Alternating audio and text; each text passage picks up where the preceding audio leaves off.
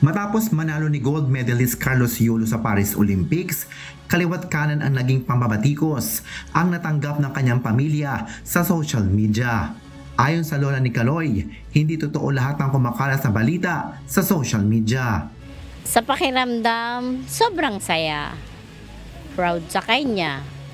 Masaya naman kami. Kahit na maraming lumalabas na balitang hindi maganda tungkol sa mama niya, masaya kami. Kaya lang talaga, hindi namin maipakita sa mukha namin yung kasayahan namin.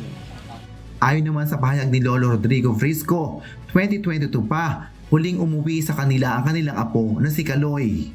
Lahat ng mararamdaman ng elders or ng parents, sobrang saya. Sana manatili siyang mababang loob, simple person. Kami masayang masaya pero matagal na siya hindi napunta dito. Yung balita din itinakwil namin, hindi. Araw-araw hinihintay namin. Super proud naman ang kapatid ni Kaloy sa pagkapanalo nito sa Olympics. Sobrang saya ko po kasi parang gumawa siya ng parang historical po kasi din po, first time po magka-medal sa larangan po ng gymnastics. Kaya sobrang proud po kami sa kanya. Congrats kuya sa accomplishments mo. Nananawagan naman ang lola ng Olympic gold medalist sa mga bumabatikos sa ina nito na itigil na ang paninira at pambabasa kanila sa social media.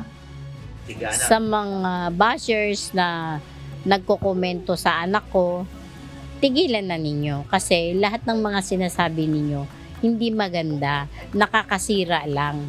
Hari Ilagan, humahataw sa balita ngayon.